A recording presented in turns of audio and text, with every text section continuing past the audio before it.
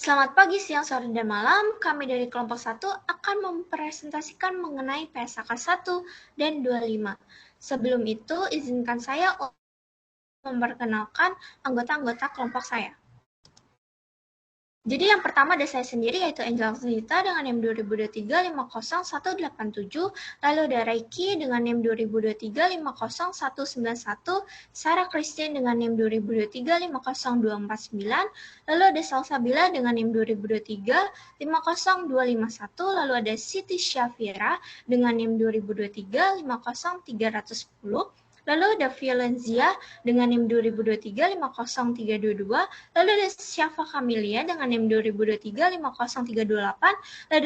lalu ada Grace Naomi dengan NIM 2023-50346, lalu ada Gizanda dengan NIM 2023-50369, lalu ada Desi Anggraini dengan NIM 2023-50376, lalu ada Brigita Trisia dengan NIM 2023-378, lalu ada Kayla Salsabila dengan NIM 2023-50382.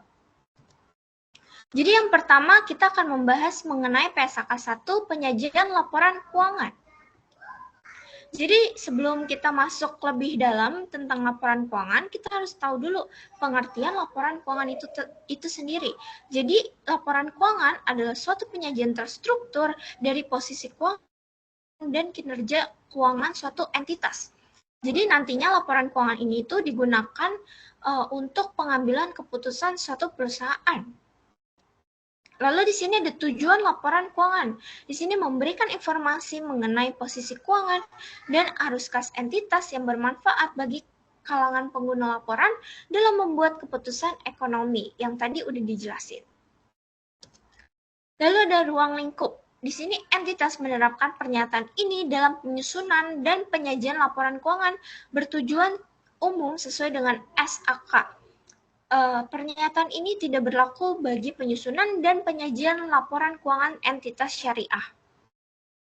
Jadi kayak misalnya tuh ada bank syariah sama bank umum kan. Nah, sedangkan si bank syariah ini tidak mengakui bunga. Cuman kalau bank umum itu mengakui bunga sebagai keuntungan si bank. Dalam bank syariah itu dia mengikuti sistem syariat Islam. Jadi tidak mengikuti secara umum. Sama kayak di sini entitas syariah juga mengikuti penyusunan sesuai dengan syariat Islam, tidak sesuai dengan SAK yang berlaku. Lalu di sini ada komponen laporan keuangan. Laporan keuangan yang lengkap terdiri dari income statement, return earnings, balance sheet, cash flow, notes on financial statement. Jadi yang pertama itu ada income statement. Jadi dia itu laporan keuangan yang menggambarkan kinerja operasional perusahaan selama periode tertentu. Laporan ini menjabarkan pendapatan, beban, laba, dan rugi perusahaan sehingga perusahaan menghasilkan laba atau rugi bersih. Atau yang biasa kita sebut itu net income loss atau net income gain. Lalu yang kedua ada return earnings. Jadi kalau return earnings itu sisa laba bersih yang dia tuh udah dikurangin sama dividen. Terus selanjutnya ada balance sheet. Di sini balance sheet itu isinya ada aset yang terdiri dari non-current asset, terus liabilities, ada current liabilities, long-term liabilities, terus ada equity dari sebuah perusahaan itu sendiri. Nah, laporan keuangan yang menunjukkan kondisi keuangan perusahaan pada suatu periode tertentu.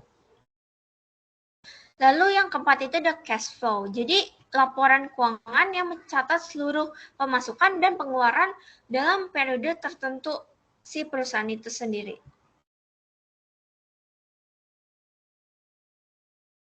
Lalu yang terakhir itu ada notes on financial statement. Jadi ini itu catatan atas laporan keuangan. Jadi dia itu catatan tambahan yang menjelaskan informasi keuangan yang terdapat dalam laporan keuangan. Oke, materi selanjutnya akan dijelaskan oleh teman saya. Oke, selanjutnya kita masuk ke karakteristik umum dari laporan keuangan itu sendiri. Nah, di sini yang pertama ada penyajian secara wajar dan kepatuhan terhadap standar akuntansi keuangan. Nah, penyajian laporan keuangan itu harus wajar, artinya semua transaksi harus disajikan sesuai aturan yang ada di SAK. Jadi kalau misalnya ada sesuatu yang kurang jelas atau kurang lengkap, perusahaan wajib menambahkan penjelasan supaya pengguna laporan tetap bisa memahami apa yang terjadi. Perusahaan itu juga harus membuat pernyataan eksplisit kalau mereka sudah mematuhi SAK. Kemudian yang kedua, ada kelangsungan usaha atau going concern. Nah, manajemen harus memastikan kalau perusahaan ini masih bisa berjalan setidaknya 12 bulan ke depan. Tapi kalau ada rencana likuidasi atau penutupan, maka harus diungkapkan dengan jelas, termasuk kalau ada ketidakpastian besar yang bikin ragu mengenai kelangsungan usaha. Nah, selanjutnya ada dasar akrual. Intinya transaksi itu diakui saat terjadi, bukan saat uangnya masuk atau keluar. Misalnya kita dapat pendapatan tapi uangnya belum diterima, ya berarti pendapatan itu tetap diakui. Kemudian ada materialitas dan agregasi. Nah, materialitas itu kayak informasi penting yang kalau dihapus atau disajikan nggak tepat, bisa bikin orang salah ambil keputusan.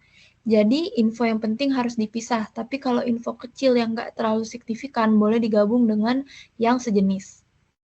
Kemudian, yang selanjutnya ada saling hapus. Aset sama liabilitas atau pendapatan sama beban nggak boleh digabung atau disilangkan, kecuali ada aturan khusus yang membolehkannya.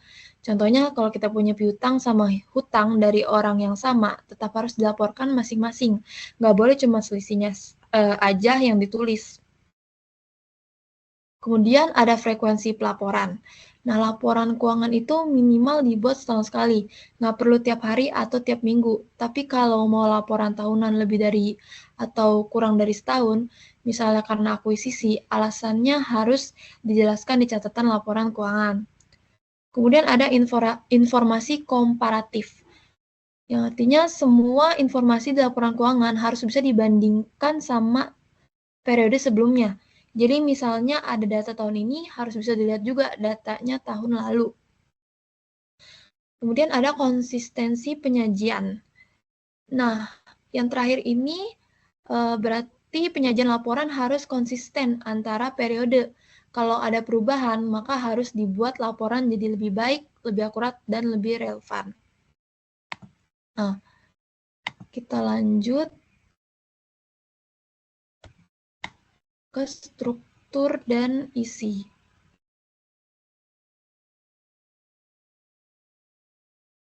Oke.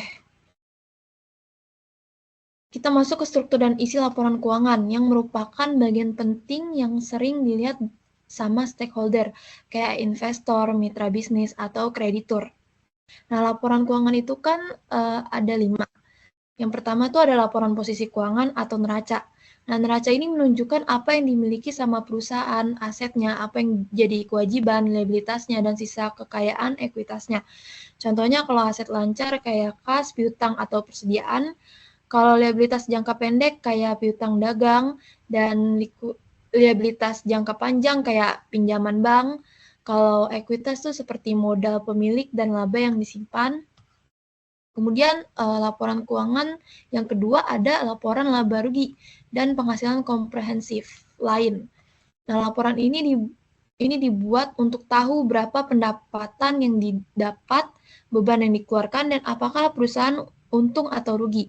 Contohnya pendapatan dari penjualan, beban operasional pajak, dan penghasilan lain seperti revaluasi aset.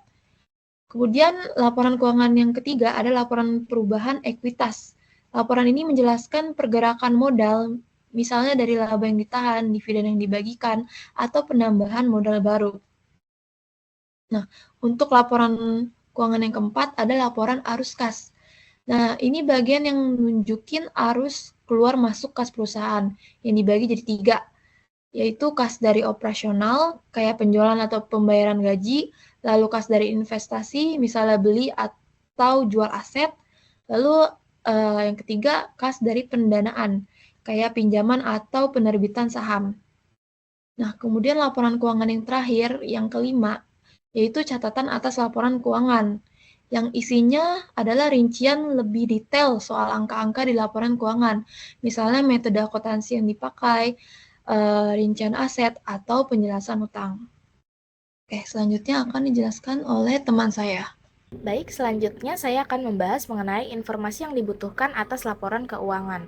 Nah, dalam membuat laporan keuangan, kita perlu mengetahui nih informasi apa saja sih yang perlu kita masukkan atau perlu kita buat gitu. Nah, yang pertama itu ada nama entitas pembuat laporan keuangan atau identitas lain dan setiap perubahan informasi dari akhir periode laporan sebelumnya. Nah, pertama itu perlu mencantumkan nama entitas gitu ya, pembuat laporan. Misalkan nama orang atau nama suatu perusahaan yang membuat laporan keuangan tersebut. Supaya apa? Supaya kalau misalkan ada ketidaksesuaian antara laporan keuangan dengan realita dari perusahaan tersebut, maka orang atau entitas tersebut atau perusahaan tersebut itu harus bertanggung jawab atas laporan keuangan yang mereka buat. Nah, kemudian setiap perubahan informasi dari akhir periode laporan sebelumnya. Ini tuh tujuannya apa? Supaya pembaca laporan keuangan pihak eksternal seperti investor gitu misalnya, itu tuh bisa tahu apa sih perubahan dari periode sebelumnya dan periode saat ini yang terbaru yang terkini dari laporan keuangan seperti itu. Kemudian yang kedua, informasinya adalah apakah merupakan laporan keuangan satu entitas atau suatu kelompok entitas. Nah, ini juga penting kalau misalkan suatu perusahaan itu punya misalkan beberapa perusahaan gitu ya, punya perusahaan cabang, maka penting mencantumkan ini gitu. Apakah itu merupakan laporan keuangan dari satu perusahaan cabang atau dari keseluruhan perusahaan tersebut seperti itu. Karena kalau misalkan ternyata untuk satu perusahaan cabang tapi mereka nggak cantumin dan akhirnya pembaca laporan keuangan itu nangkepnya itu untuk satu perusahaan gitu ya, maka kan hasilnya terlalu kecil seperti itu. Makanya penting untuk mencantumkan apakah itu untuk satu entitas atau kelompok entitas. Kemudian yang ketiga adalah mata uang pelaporan. Nah, ini juga penting apakah eh, mereka membuat laporan keuangan itu dalam bentuk misalnya dalam bentuk rupiah atau dalam bentuk dolar gitu, karena ini kan bisa menimbulkan kesalahpahaman kalau misalkan ternyata mereka nggak cantumin gitu. Kemudian yang keempat, itu ada pembulatan yang digunakan dalam penyajian jumlah dalam laporan keuangan. Nah, ini juga penting karena seperti yang kita tahu ya, dalam matematika, koma itu tuh beda sedikit aja, maka hasilnya juga berbeda. Nah, untuk mencegah kesalahpahaman antara pembaca laporan keuangan dengan pembuat laporan keuangan, maka perlu dicantumkan informasi mengenai pembulatan yang digunakan dalam penyajian laporan keuangan. Seperti itu. Kemudian yang terakhir itu ada tanggal akhir periode pelaporan atau periode yang dicakup oleh laporan keuangan atau catatan atas laporan keuangan. Nah, ini juga penting kayak laporan keuangan kita itu tuh angkanya itu dapat dari selama berapa lama gitu, selama berapa dalam jangka waktu berapa lama gitu. Makanya biasa kalau kita buat laporan keuangan di corpnya itu kan ditulis periodenya ya, misalkan for the year ended atau for the month ended atau for the quarter ended gitu. Tujuannya adalah itu, seperti itu. Selanjutnya akan dijelaskan oleh teman saya. Baik, selamat pagi, siang, dan sore untuk Ibu Mega dan teman-teman sekalian. Perkenalkan, saya Safa Kamilia dengan NIM 2023-50328 akan menjelaskan PSAK 1 bagian laporan posisi keuangan. Baik, di sini pertama-tama saya akan menjelaskan mengenai pembagian aset lancar dan tidak lancar. Jadi, entitas mengklasifikasikan aset sebagai aset lancar jika A. Entitas mengharapkan akan merealisasikan aset atau bermaksud untuk menjual atau menggunakannya dalam siklus operasi normal. Jadi maksudnya, aset ini itu diharapkan akan dijual atau digunakan dalam kegiatan bisnis sehari-hari perusahaan seperti dalam siklus produksi dan penjualan. Kemudian yang B, entitas memiliki aset untuk tujuan diperdagangkan. Jadi aset ini itu dimiliki perusahaan dengan tujuan untuk dijual atau diperdagangkan dalam waktu singkat, seperti investasi jangka pendek. Kemudian yang C, entitas mengharapkan akan merealisasi aset dalam jangka waktu 12 bulan setelah periode pelaporan. Jadi aset ini akan dijual atau digunakan dalam waktu tidak lebih dari 12 bulan setelah periode laporan keuangan. Kemudian yang D, kas atau setara kas seperti yang dinyatakan dalam PSAK 2 laporan arus kas, kecuali aset tersebut dibatasi pertukarannya atau penggunaannya untuk menyelesaikan liabilitas sekurang-kurangnya 12 bulan setelah periode pelaporan. Nah, di sini maksudnya kas atau setara kas yang tersedia, kecuali jika dana tersebut dibatasi penggunaannya untuk membayar kewajiban yang jatuh tempo lebih dari 12 bulan setelah periode laporan keuangan.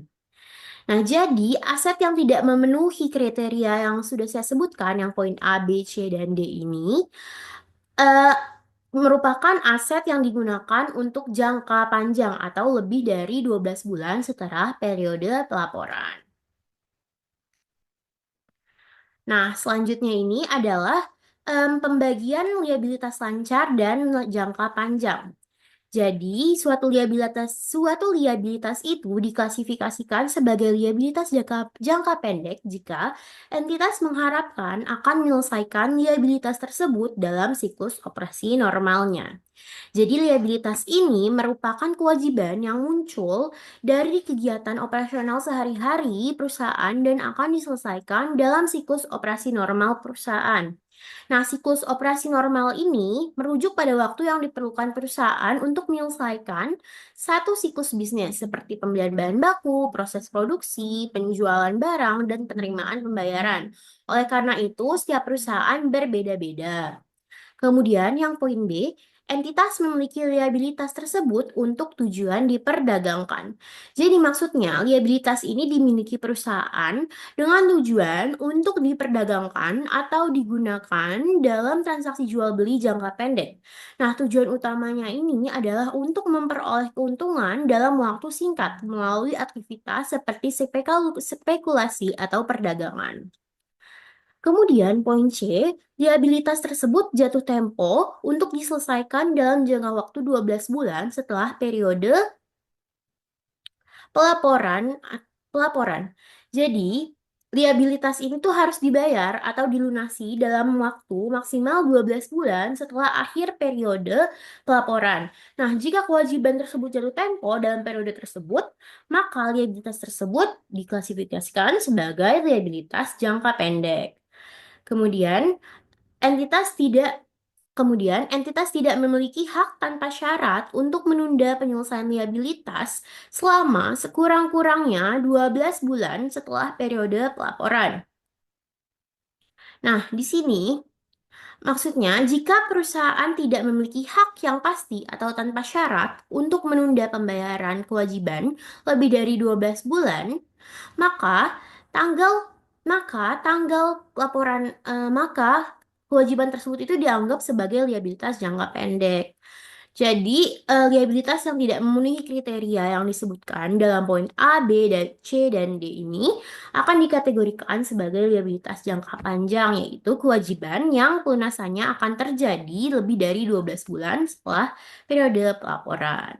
Laporan posisi keuangan terdapat aset tetap, properti investasi, aset tidak berwujud, aset keuangan, investasi dengan menggunakan metode ekuitas, aset biologik, persediaan, piutang dagang dan piutang lainnya, kas dan setara kas, total aset yang diklasifikasikan sebagai aset yang dimiliki untuk dijual dan aset yang termasuk dalam kelompok pelepasan yang diklasifikasikan sebagai yang dimiliki untuk dijual.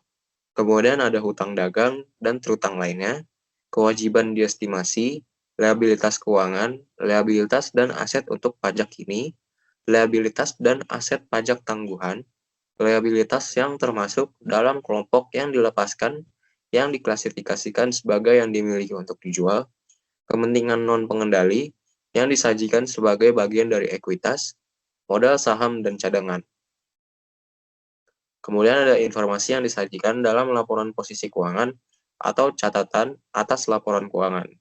Menurut PSAK 1, mengatur bahwa suatu entitas mengungkapkan dalam laporan posisi keuangan atau CALK, subklasifikasi pos-pos yang disajikan yang diklasifikasikan secara tetap sesuai dengan operasi perusahaan. Entitas mengungkapkan hal-hal dalam laporan posisi keuangan atau laporan perubahan ekuitas atau catatan atas laporan keuangan, seperti untuk setiap jenis saham, penjelasan mengenai sifat dan tujuan setiap pos cadangan dalam ekuitas. Perkenalkan, nama saya Gizan Dajen dengan NIM 2023500369. Saya akan menjelaskan mengenai laporan laba rugi komprehensif. Nah, sebelum kita masuk ke dalam penjelasan lebih detailnya, kita harus tahu dulu apa sih penghasilan komprehensif. Nah, penghasilan komprehensif adalah perubahan aset atau liabilitas menjadi ekuitas yang bukan berasal dari transaksi pemilik. Nah, selanjutnya saya akan menjelaskan mengenai apa definisi dari laporan laba rugi komprehensif. Nah, laporan laba rugi komprehensif adalah laporan yang berisi gabungan antara laba rugi dengan other comprehensive income yang sebenarnya kita sudah untung nih, untung atau rugi, tapi untung atau rugi yang kita catat ini belum terrealisasi. Nah, contoh dari laporan laba rugi komprehensif ini atau isi dari laporan laba komprehensif yang pertama ini ada selisih revaluasi aset tetap. Nah, selisih revaluasi aset tetap adalah menilai kembali aset tetap perusahaan agar dapat disajikan dengan nilai real sesuai dengan nilai wajarnya. Jadi, semisalnya kita sebagai perusahaan nih punya aset tetap, maka kita akan melakukan penyesuaian terhadap nilai pasar yang berubah-ubah. Dan kita akan mendapatkan selisih dari penyesuaian tersebut, baik rugi atau untung, yang belum terrealisasi dan akan terrealisasi saat kita jual aset tetap tersebut. Maka daripada itu kita catat selisihnya di laporan laba rugi komprehensif. Nah, yang kedua itu ada perubahan nilai investasi available for sale. Nah, perubahan nilai investasi available for sale artinya terdapat perubahan nilai pada investasi yang dapat kita jual. Nah, investasi yang kita jual itu ada dua, yaitu investasi berupa hutang atau obligasi dengan kategori held for sale, collection or selling, dan yang kedua itu ada investasi berupa saham dengan kepemilikan di bawah 20% dengan kategori non-trading. Jadi nanti selisih terhadap penyesuaian nilai pasarnya akan kita catat di laporan laba rugi komprehensif. Nah, yang kedua itu yang ketiga itu ada dampak translasi laporan keuangan. Jadi metode translasi laporan keuangan ini adalah metode menjabarkan laporan keuangan dari mata uang fungsional ke mata uang asing. Jadi pengkonversian mata uang ini menghasilkan selisih yang akan kita catat di laporan laba rugi komprehensif. Nah, apa sih tujuan dari pembuatan laba rugi komprehensif ini? Jadi tujuan dari pembuatan laporan laba rugi komprehensif ini adalah untuk melakukan penilaian dan untuk melakukan prediksi atas ketidakpastian arus kas di masa depan, dan kita juga bisa memprediksi profit yang akan kita dapatkan serta nilai investasi yang akan kita dapatkan pula di masa depan.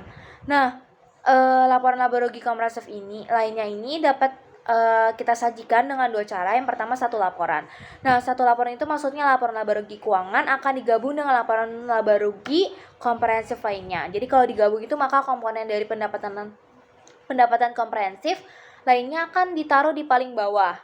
Nah, untuk kedua laporan itu akan dipisah. Jadi laporan laba rugi keuangan dengan laporan rugi komprehensif itu dipisah. Jadi kalau dipisah, maka entitas itu harus menuliskan kembali laporan dari awal, mulai dari judul, kop, dan periode. Nah, yang selanjutnya saya akan menjelaskan mengenai syarat-syarat dalam laporan laba rugi komprehensif. Jadi dalam laporan laba rugi komprehensif lainnya ini ada syarat-syarat minimum line item. Nah, syarat-syarat dari minimum line item itu apa sih? Nah, syarat-syaratnya itu ada pendapatan, biaya keuangan, terus beban pajak, bagian laba rugi dari entitas dan joint ventures dan lain-lain. Nah, ada penghasilan komprehensif lain. Nah, penghasilan komprehensif lain itu dibagi menjadi dua kelompok, yaitu penghasilan yang akan terreklasifikasikan ke dalam laba rugi dan penghasilan yang tidak akan terreklasifikasikan ke dalam laba rugi. Nah, penghasilan yang akan terreklasifikasikan ke dalam laba rugi adalah pendapatan atau kerugian yang akan kita catat sebagai penghasilan komprehensif lainnya pada periode selanjutnya akan direalisasikan ke dalam laporan laba rugi. Kenapa direalisasikan? Karena ada pengaruhnya kepada kinerja keuangan entitas. Nah, contoh-contoh transaksi dari penghasilan yang akan terreklasifikasikan dalam laba rugi adalah yang pertama itu laba rugi dari penjualan aset tetap. Jadi jika punya aset tetap, maka kita akan sesuaikan dengan nilai wajar nilai pasar saat ini. Kemudian untuk selisih atau untung ruginya akan kita catat sebagai penghasilan atau rugi komprehensif. Jika aset tetap itu berhasil kita terjual, maka untung atau ruginya akan kita realisasikan dan akan masuk laporan laba rugi. Nah, investasi pada kurs mata uang atau valuta asing. Jika kita menjualnya, maka laba ruginya akan kita realisasikan ke dalam laporan laba rugi. Jika masih kita simpan, maka selisihnya itu masih kita anggap sebagai penghasilan komprehensif untung atau rugi yang belum direalisasi. Nah, yang kedua itu penghasilan yang komprehensif, pendapatan komprehensif yang akan yang tidak akan reklasifikasikan lebih lanjut ke laporan laba rugi. Nah, pendapatan komprehensif ini tidak akan ditulis ulang kembali ke laporan laba rugi dalam periode tertentu. Nah, contoh transaksinya itu yang pertama perubahan nilai wajar investasi untuk jangka waktu tertentu. Misalnya obligasi yang kita pegang ini nggak mau kita jual, tapi misalnya dia kategori held for collection and selling. Kita harus menyesuaikan terhadap harga pasarnya, tetapi kita nggak jual sampai akhir jatuh tempo. Oleh karena itu, selisih terhadap penyesuaian harga pasarnya ini harus kita masukkan ke dalam laporan comprehensive income. Yang kedua, itu penyesuaian terhadap manfaat pensiun. Penyesuaian ini ada penyesuaian terhadap perubahan estimasi, pengukuran kembali aktuarial, atau pengaruh atas batas sumber daya ekonomi yang akan dimasukkan ke dalam other comprehensive income. Selanjutnya ada penjelasan mengenai minimum line item dari PSAK 1 paragraf 80. Yang pertama di sini ada A pendapatan, lalu ada B biaya keuangan, C bagian laba rugi dari entitas asosiasi dan joint ventures yang dicatat dengan metode ekuitas atau metode modal, lalu ada D beban pajak, ada E suatu jumlah tunggal yang mencakup total dari 1 laba rugi setelah pajak dari operasi yang dihentikan, dan 2 keuntungan atau kerugian setelah pajak yang diakui dengan pengukuran nilai wajar dikurangi biaya untuk menjual atau dari pelepasan aset atau kelompok yang dilepaskan. F laba rugi, G setiap komponen dari pendapatan komprehensif lain yang diklasifikasikan sesuai dengan sifat selain jumlah dalam huruf H. Lalu huruf H bagian pendapatan komprehensif lain dari entitas asosiasi dan joint ventures yang dicatat dengan menggunakan metode ekuitas. Lalu ada I total laba rugi komprehensif. Di slide selanjutnya, informasi yang disajikan, paragraf 95, yang pertama ada penurunan nilai persediaan menjadi nilai realisasi neto atau penurunan nilai aset tetap yang menjadi jumlah yang dapat dipulihkan kembali. Lalu ada yang kedua, restrukturisasi atau aktivitas suatu entitas, dan untuk setiap liabilitas diestimasi atas biaya restrukturisasi. Lalu ada pelepasan aset tetap, ada pelepasan investasi. Yang kelima ada operasi yang dihentikan. 6 penyelesaian litigasi. Yang ketujuh pembalikan liabilitas di estimasi lain. Nah, kita ke bagian yang selanjutnya, yaitu informasi yang disajikan dalam laporan laba rugi dan penghasilan komprehensif lain atau dalam catatan atas laporan keuangan.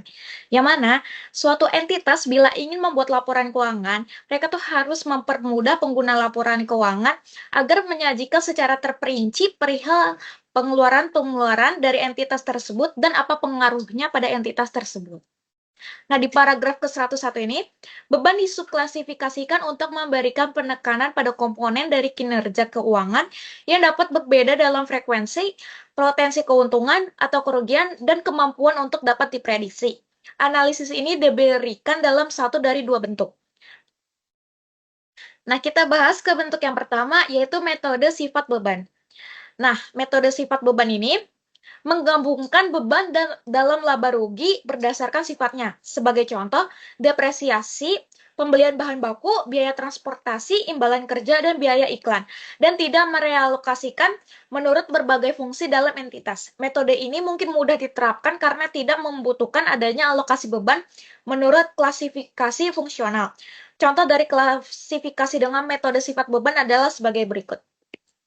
Nah, ini adalah contoh dari metode sifat beban, yang mana penjabaran beban-beban ini dikelompokkan menurut sifatnya. Nah, ini adalah contoh dari metode sifat beban, yang mana beban-bebannya itu diklasifikasikan menurut sifatnya. Nah, ini ada pendapatan, lalu ada penghasilan lain, habis itu ke bawahnya itu ada bahan baku, imbalan kerja, depresiasi, yang mana itu sudah diklasifikasikan berdasarkan sifatnya. Nah, kita ke bentuk yang kedua, yaitu adalah metode fungsi beban. Nah, metode fungsi beban itu adalah mengklasifikasikan beban sesuai dengan fungsinya sebagai bagian dari penjualan, atau sebagai contoh biaya aktivitas distribusi atau administratif. Nah, ini yang suka kita temui, yang mana beban itu dibagi atau diklasifikasikan, misalkan ada yang beban dari administrasi atau dari aktivitas distribusi. Sekurang-kurangnya entitas mengungkapkan biaya penjualannya berdasarkan metode ini secara tersendiri dari beban lain. Metode ini dapat menyediakan informasi yang lebih relevan kepada pengguna laporan keuangan dibandingkan dengan metode klasifikasi beban berdasarkan sifat. Tetapi pengalokasian biaya berdasarkan fungsi mungkin mensyaratkan pengalokasian secara arbiter dan pertimbangan matang. Contoh klasifikasi berdasarkan metode fungsi beban adalah sebagai berikut. Nah, ini adalah contoh dari klasifikasi dari metode fungsi beban. Yang mana di sini adalah klasifikasinya itu berdasarkan fungsi seperti biaya distribusi dan juga beban administratif. Nah, entitas yang mengklasifikasikan beban berdasarkan fungsi mengungkapkan informasi tambahan tentang sifat beban, termasuk beban depresiasi dan amortisasi dan beban imbalan kerja. Pemilihan antara metode fungsi beban dan sifat beban bergantung pada faktor historis dan industri serta sifat entitas. Kedua metode tersebut menyediakan indikasi tentang biaya-biaya yang mungkin dapat bervariasi, baik langsung maupun tidak langsung, dengan level penjualan atau produksi entitas. Karena setiap metode penyajian memiliki manfaat untuk jenis entitas yang berbeda. Nah, maksud dari paragraf ini adalah entitas itu tidak harus untuk memakai salah satu aja. Tapi entitas itu boleh milih salah satunya karena entitas itu memiliki regulasi yang berbeda-beda sehingga penyajian bebannya itu boleh menyesuaikan sesuai dengan regulasi mereka. Maka pernyataan ini menyarankan manajemen untuk memilih penyajian yang andal dan lebih relevan. Akan tetapi, karena informasi atau sifat beban bermanfaat dalam memprediksi arus kas masa depan, maka mengungkapkan tambahan disyaratkan ketika metode fungsi beban digunakan. Dalam paragraf 104, imbalan kerja memiliki pengertian yang sama seperti di PSAK 24, imbalan kerja. Perkenalkan, saya Kayla dan di sini saya akan mempresentasikan PSAK 104 sampai dengan 108. Jadi di PSAK 104 itu, entitas yang mengklasifikasikan beban berdasarkan fungsi, mengungkapkan informasi tambahan tentang sifat beban, termasuk beban depresiasi dan amortisasi, dan beban imbalan kerja. Lalu di paragraf 105, itu tentang pemilihan antara metode fungsi beban dan sifat beban bergantung pada faktor historis dan industri serta sifat entitas. Kedua metode tersebut menyediakan indikasi tentang biaya-biaya yang mungkin dapat bervariasi, baik langsung maupun tidak langsung, dengan level penjualan atau produksi entitas. Karena setiap metode penyajian memiliki manfaat untuk jenis entitas yang berbeda, maka pernyataan ini mensyaratkan manajemen untuk memilih penyajian yang andal dan lebih relevan. Akan tetapi, karena informasi atas sifat beban bermanfaat dalam memprediksi arus kas masa depan, maka pengungkapan tambahan disyaratkan ketika metode fungsi beban digunakan. Dalam paragraf 104, imbalan kerja memiliki pengertian yang sama seperti di PSAK 24, yaitu tentang imbalan kerja. Lalu di laporan perubahan ekuitas, informasi yang disajikan dalam laporan perubahan ekuitas di paragraf 106, entitas menyajikan laporan perubahan ekuitas sebagaimana disyaratkan oleh paragraf 10. Laporan perubahan ekuitas mencakup informasi sebagai berikut. Yang A, total penghasilan komprehensif selama periode berjalan, yang menunjukkan secara tersendiri jumlah total yang dapat diatribusikan kepada pemilik entitas induk dan kepada kepentingan non-pengendali. Lalu yang B, untuk setiap komponen ekuitas, dampak penerapan retrospektif atau penyajian kembali secara retrospektif sesuai dengan PSAK 25 tentang kebijakan akuntansi, perubahan estimasi akuntansi, dan kesalahan. Lalu yang bagian C dikosongkan.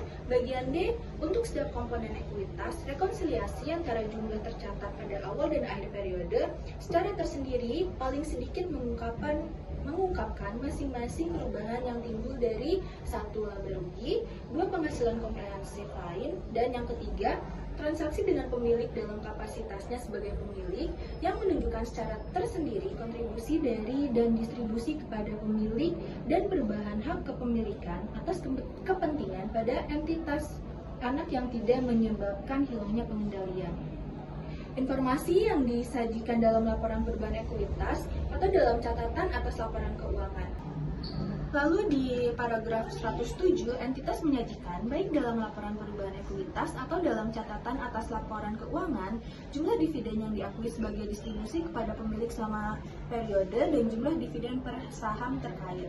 Lalu di paragraf 108, dalam paragraf 106, komponen ekuitas termasuk sebagai contoh setiap kelas modal disetor, saldo akumulasi dari setiap kelas penghasilan komprehensif lain, dan saldo laba.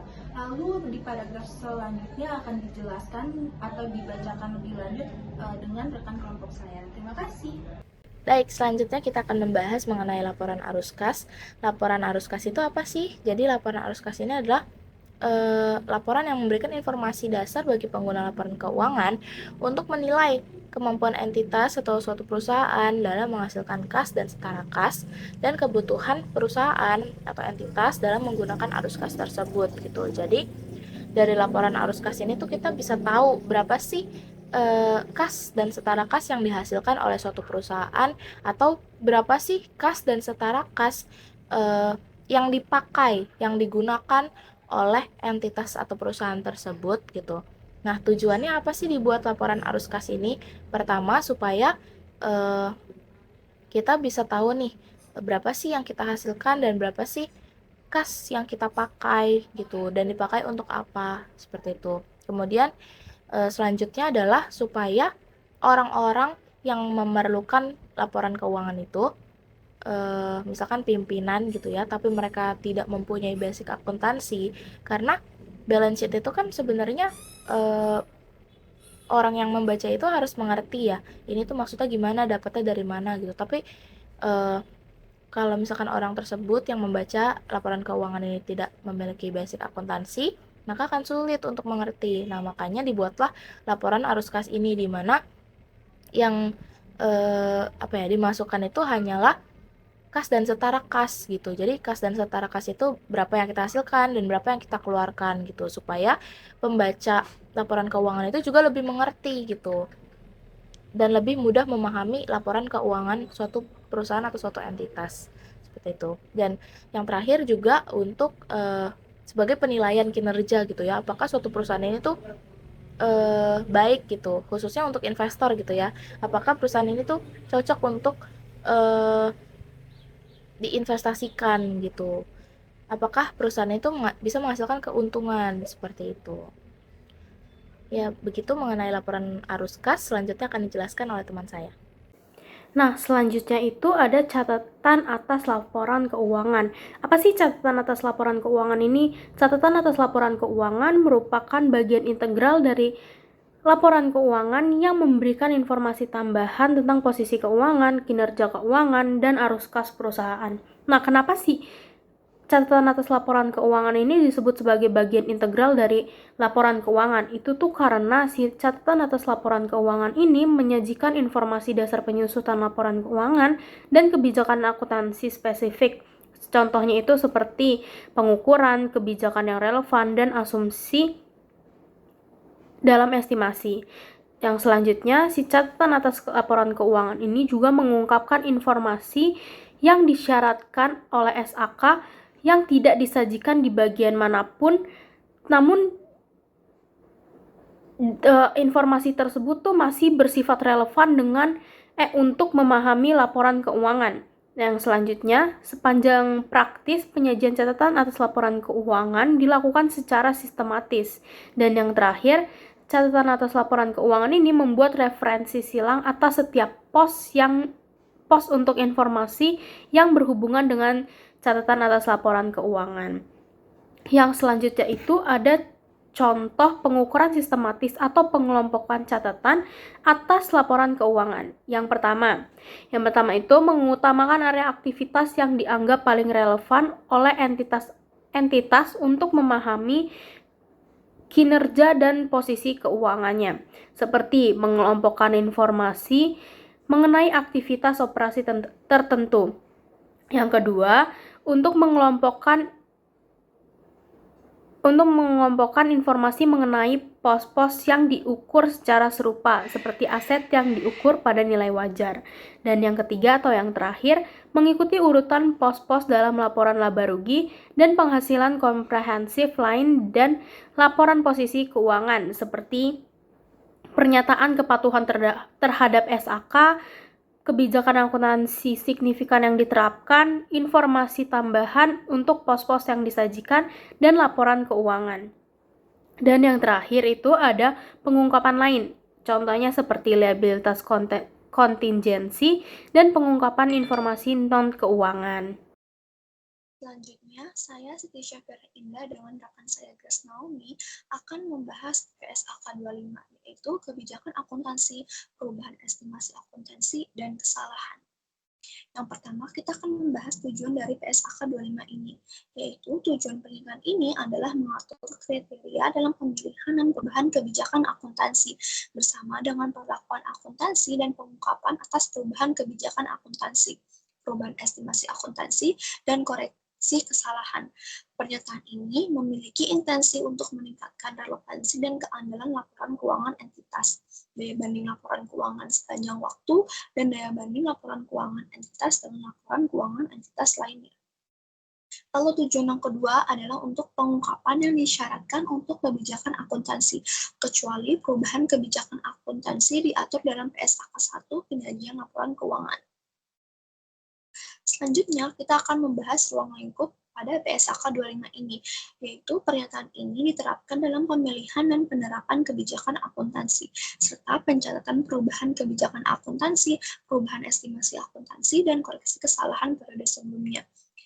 PSAK 25 ini juga membahas dampak pajak dari koreksi kesalahan periode sebelumnya, dan penyesuaian retrospektif untuk perubahan kebijakan akuntansi dicatat dan diungkapkan sesuai dengan PSAK 46 yang membahas mengenai pajak penghasilan. Selanjutnya, kita akan membahas definisi yang berada di PSAK 25 ini. Yang pertama ada kebijakan akuntansi. Jadi, kebijakan akuntansi ini adalah prinsip, dasar, konvensi, peraturan, dan praktik tertentu yang diterapkan entitas dalam penyusunan dan penyajian laporan keuangan. Yang kedua, ada kesalahan periode sebelumnya, yaitu kelalaian untuk mencantumkan dan kesalahan dalam mencatat dalam laporan keuangan dalam satu atau lebih periode sebelumnya, yang timbul dari kegagalan untuk menggunakan informasi yang andal. Yang ketiga, ada penerapan retrospektif, yaitu penerapan kebijakan akuntansi baru untuk transaksi, peristiwa, dan kondisi lain seolah-olah kebijakan tersebut telah diterapkan. Yang keempat, ada penyajian kembali retrospektif, yaitu koreksi pengakuan, pengukuran, dan pengungkapan jumlah unsur-unsur laporan keuangan seolah-olah kesalahan periode sebelumnya tidak pernah terjadi. Selanjutnya, kita akan membahas perubahan estimasi akuntansi, yaitu penyesuaian jumlah tercatat aset atau liabilitas atau jumlah pemakaian periodik aset yang berasal dari penilaian status kini dari dan ekspektasi manfaat di masa depan, dan kewajiban yang terkait dengan aset dan liabilitas. Perubahan estimasi akuntansi ini berasal dari informasi baru atau perkembangan baru, bukan dari koreksi kesalahan. Selanjutnya, ada definisi standar akuntansi keuangan atau SAK. Nah, SAK ini adalah pernyataan dan interpretasi yang dikeluarkan oleh Dewan Standar Akuntansi Keuangan Ikatan Akuntan Indonesia dan Dewan Standar Akuntansi Syariah Ikatan Akuntan Indonesia, serta peraturan regulator pasar modal untuk entitas yang berada di bawah pengawasannya. Selanjutnya, kita akan membahas definisi tidak praktis. Penerapan suatu pengaturan adalah tidak praktis ketika entitas tidak dapat menerapkannya setelah seluruh usaha yang rasional dilakukan. Selanjutnya, kita akan membahas pemilihan dan penerapan kebijakan akuntansi. Nah, pada paragraf 7 menjelaskan ketika suatu PSAK secara spesifik berlaku untuk suatu transaksi, maka kebijakan akuntansi yang diterapkan untuk pos tersebut menggunakan PSAK tersebut. Lalu paragraf 8 menjelaskan lebih jelas lagi bahwa SAK menentukan kebijakan akuntansi untuk menghasilkan laporan keuangan yang berisi informasi relevan dan andal atas transaksi, peristiwa, dan kondisi lain. Kebijakan akuntansi tidak perlu diterapkan jika dampak penerapannya tidak material, tapi tidak benar juga jika penyimpanan dari SAK tersebut dibiarkan begitu saja untuk mencapai suatu penyajian tertentu atas laporan keuangan, kinerja keuangan, dan arus kas. Pada paragraf 9, kita akan membahas SAK dilengkapi dengan pedoman untuk membantu entitas dalam menerapkan persyaratan dalam SAK. Pedoman yang merupakan bagian tidak terpisahkan dari SAK bersifat wajib diterapkan, sementara pedoman yang bukan bagian tidak terpisahkan dari SAK tidak berisi peraturan untuk laporan keuangan. Selanjutnya, kita akan membahas jika tidak ada PSAK yang secara spesifik berlaku untuk transaksi, maka kita menggunakan pertimbangan dalam mengembangkan suatu kebijakan akuntansi yang menghasilkan informasi yang A. relevan untuk kebutuhan pengambilan keputusan ekonomi pengguna, dan B. yang andal, yaitu laporan keuangan yang menyajikan secara jujur, mencerminkan substansi ekonomi transaksi bukan hanya bentuk hukum, netral, pertimbangan sehat, dan lengkap dalam seluruh hal yang material. Selanjutnya, pada paragraf 11 menjelaskan bahwasannya dalam membuat pertimbangan yang dideskripsikan dalam paragraf 10 tadi dapat mengacu kepada sumber-sumber berikut ini sesuai dengan urutan menurun. Yang pertama, ada persyaratan dalam SAK yang berhubungan dengan masalah serupa dan terkait. Dan yang kedua, ada definisi, yaitu kriteria pengakuan dan konsep pengukuran untuk aset, liabilitas, penghasilan, dan beban dalam kerangka konseptual pelaporan keuangan. Lalu pada paragraf 12 menjelaskan jika mempertimbangkan standar akuntansi terkini yang dikeluarkan oleh badan pengusung standar akuntansi lain, selama tidak bertentangan dengan sumber paragraf yang ke-11. Lalu kita di sini akan membahas mengenai konsistensi kebijakan akuntansi. Pada paragraf 13 menjelaskan bahwasannya entitas memilih dan menerapkan kebijakan akuntansi secara konsisten untuk transaksi, peristiwa, dan kondisi lain yang serupa, kecuali suatu PSAK secara spesifik mengatur dan mengizinkan dan pengelompokan pos-pos dengan kebijakan akuntansi yang berbeda adalah hal yang tepat. Jika suatu PSAK mengatur atau mengizinkan pengelompokan tersebut, maka kebijakan akuntansi yang tepat dipilih dan diterapkan secara konsisten untuk setiap kelompok.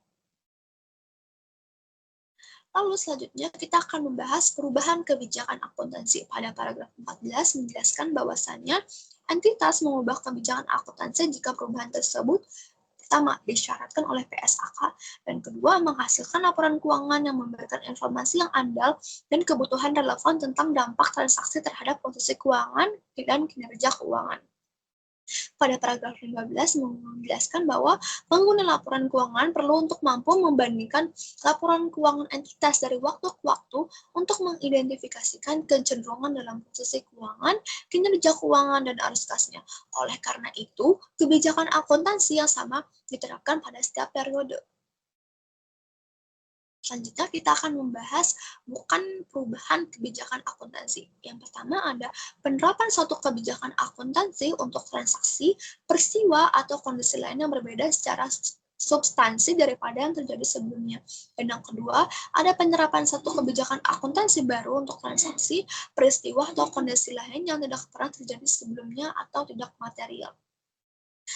Penerapan awal suatu kebijakan untuk menilai kembali aset sesuai dengan PSAK 18 yang membahas tentang aset tetap atau PSAK 19 yang membahas tentang aset tak terwujud adalah suatu perubahan dalam kebijakan akuntansi yang berhubungan dengan suatu revaluasi sesuai dengan PSAK 16 atau PSAK 19, bukan sesuai dengan pernyataan ini. Selanjutnya, kita akan membahas penerapan perubahan kebijakan akuntansi.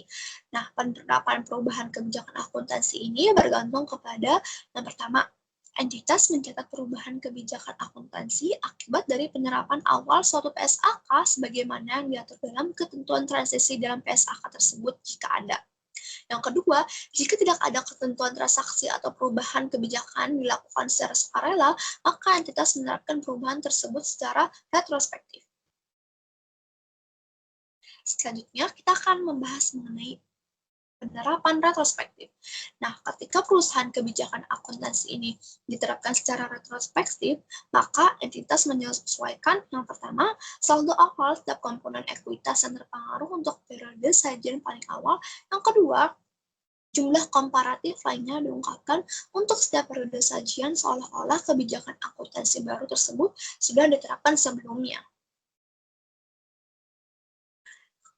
Di sini kita akan membahas juga keterbatasan penerapan retrospektif. Jika tidak praktis untuk menentukan dampak spesifik periode akibat perubahan kebijakan akuntansi dalam informasi komparatif untuk satu atau lebih periode sajian, maka entitas menerapkan kebijakan baru untuk jumlah tercatat aset dan liabilitas pada awal periode yang paling awal, di mana penerapan retrospektif adalah praktis. Mungkin periode berjalan dan membantu penyesuaian saldo awal setiap komponen ekuitas yang terpengaruh pada periode tersebut. Yang kedua, jika tidak praktis untuk menentukan dampak kumulatif dari awal periode berjalan, penerapan akuntansi baru untuk seluruh periode sebelumnya, maka entitas menyesuaikan informasi komparatif dengan menerapkan kebijakan akuntansi baru secara prospektif sejak tanggal praktis paling awal. Jika tidak praktis bagi entitas untuk menerapkan kebijakan akuntansi baru secara retrospektif, karena entitas tidak dapat menentukan dampak kumulatif penerapan kebijakan untuk seluruh periode sebelumnya, maka entitas menyesuaikan informasi komparatif dengan menerapkan kebijakan akuntansi baru secara prospektif sejak tanggal praktis paling awal. Lalu selanjutnya kita akan membahas mengenai kebijakan akuntansi pengungkapan. Nah, pada paragraf 28 menjelaskan bahwasannya jika penerapan awal PSAK memiliki dampak pada periode berjalan atau periode sebelumnya, akan memiliki dampak terhadap periode tersebut kecuali tidak praktis untuk menentukan jumlah penyesuaian atau mungkin memiliki dampak pada periode mendatang, bahkan entitas mengungkapkan A. Judul PSAK, B. Bahwa perubahan kebijakan akuntansi dilakukan sesuai dengan ketentuan transisinya ketika dapat diterapkan, C. Sifat dari perubahan kebijakan akuntansi. D. Penjelasan ketentuan transisi ketika dapat diterapkan. E. Ketentuan transisi yang mungkin memiliki dampak pada periode mendatang ketika dapat diterapkan. F. Untuk periode berjalan dan setiap periode sebelumnya sajian sepanjang praktis jumlah penyesuaian untuk setiap pos laporan keuangan yang terpengaruh dan laba per saham dasar dan di ilusian jika PSAK 56 laba per saham diterapkan atas entitas.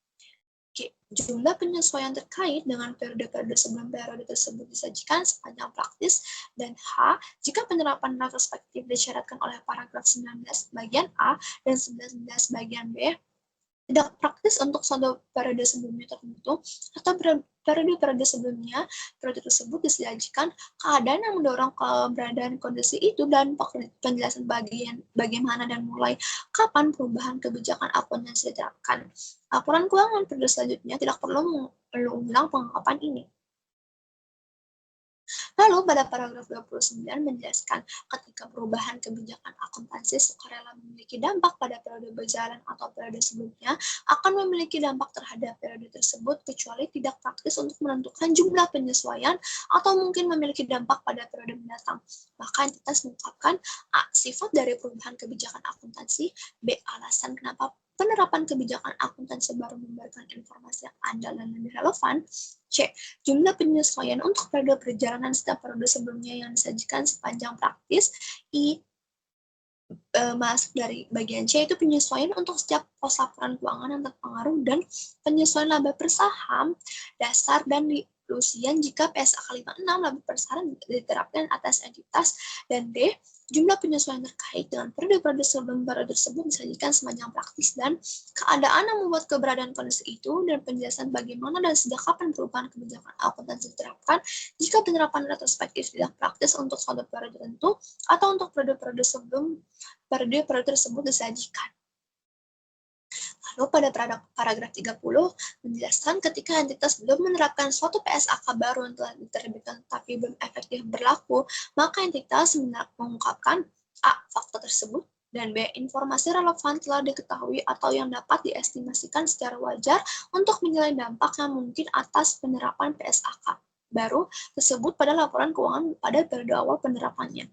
Pada paragraf 31, sesuai dengan paragraf 30, entitas mempertimbangkan untuk mengungkapkan A. Judul PSAK baru, B. Sifat dari perubahan yang belum efektif atau perubahan kebijakan akuntansi, C. Tanggal penerapan PSAK disyaratkan, D. Tanggal saat entitas berencana untuk menerapkan PSAK pertama kali, dan E. Apakah suatu pembahasan mengenai dampak penerapan awal PSAK atas laporan keuangan, atau jika dampak tidak dapat diketahui atau diestimasi secara wajar, maka suatu penelitian atas itu. Lalu kita akan membahas perubahan estimasi akuntansi. Nah, dampak perubahan estimasi akuntansi diakui secara prospektif dalam laporan laba rugi pada periode perubahan jika dampak perubahan hanya pada periode itu, atau periode perubahan dan periode mendatang jika perubahan berdampak pada keduanya. Sepanjang perubahan estimasi akuntansi mengakibatkan perubahan aset dan liabilitas atau terkait dengan suatu pos ekuitas, perubahan estimasi akuntansi tersebut diakui dengan menyesuaikan jumlah tercatat pos aset, liabilitas atau ekuitas terkait pada periode perubahan. Pada paragraf 32 membahas sebagai akibat ketidakpastian yang melekat dalam aktivitas bisnis, banyak pos dalam laporan keuangan tidak dapat diukur dengan tepat, tetapi hanya dapat diestimasi. Sebagai contoh, estimasi mungkin diperlukan untuk A. Piutang tak terdagih, B.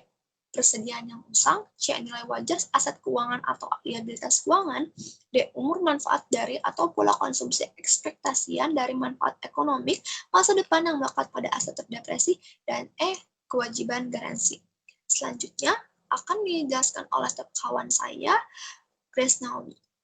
Estimasi akuntansi. Jadi estimasi itu digunakan untuk menentukan angka yang belum pasti. Itu seperti piutang tak terdagih ataupun umur manfaat aset. Nah, ini wajar dan tidak mengurangi keandalan laporan keuangan itu sendiri. Nah, estimasi itu direvisi jika ada perubahan kondisi informasi baru atau pengalaman tambahan.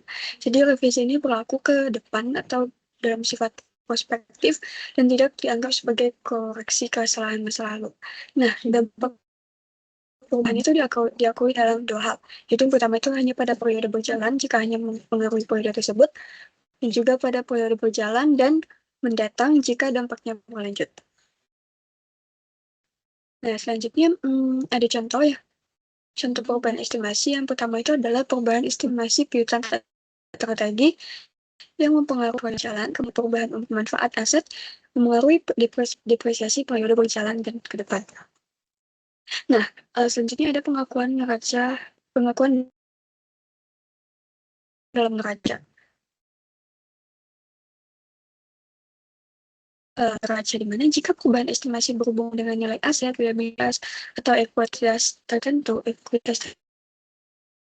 penyesuaian pada jumlah tercatat pada aset, liabilitas, dan ekuitas yang terkait. Kemudian penyesuaian itu tuh diakui pada periode saat perubahan terjadi. Kemudian ada pengakuan prospektif. Pengakuan prospektif ini adalah perubahan kondisi sejak tanggal perubahan dilakukan. Contohnya itu kayak jika estimasi piutang tak terdagih ini direvisi dalam tanggal tertentu, di mana dampaknya hanya dicatat pada laba rugi periode berjalan, di mana tidak mengaruhi periode sebelumnya. Nah, selanjutnya kita akan bahas tentang pengungkapan. Nah, pengungkapan. Nah, jika ada asumsi, suatu perusahaan itu harus menjelaskan jenis perubahan itu dan berapa besar dampaknya pada periode sekarang atau di masa depan. Nah, kalau misalkan perusahaannya sulit menghitung dampak di masa depan, perusahaan itu cukup menyampaikan bahwa perhitungannya memungkinkan. Nah, lanjut ada bagian kesalahan. Nah, kesalahan laporan itu terjadi karena adanya salah pengukuran, penyajian, ataupun pengungkapan. Nah, kesalahan, baik itu disengaja maupun tidak, dianggap melanggar aturan jika mengaruhi posisi keuangan, kinerja, atau kas perusahaan. Nah, kalau misalkan kesalahannya di periode sekarang, itu diperbaiki sebelum laporan diterbitkan. Sedangkan kalau misalkan kesalahannya itu periodenya sebelumnya, berarti itu diperbaiki di laporan keuangan berikutnya. Nah, koreksi ini dilakukan dengan pertama itu mengubah data pembanding pada periode kesalahan, atau jika kesalahan terjadi sebelum periode yang ditampilkan, maka kita harus perbaiki saldo awal aset, utang, dan ekuitas kita. Nah, selanjutnya kita akan membahas tentang keterbatasan dalam memperbaiki kesalahan di data lama. Nah, kita tahu kalau misalkan perbaikan retrospektif itu adalah kesalahan lama yang diperbaiki dengan menyesuaikan laporan sebelumnya. Namun ada keterbatasan ketika kita tidak bisa menghitung dampaknya secara pasti. Nah, jika dampaknya itu sudah dihitung, maka langkah yang bisa dilakukan itu adalah pertama adalah memperbaiki saldo awal yang di periode yang memungkinkan, kemudian melakukan perbaikan mulai dari periode saat ini.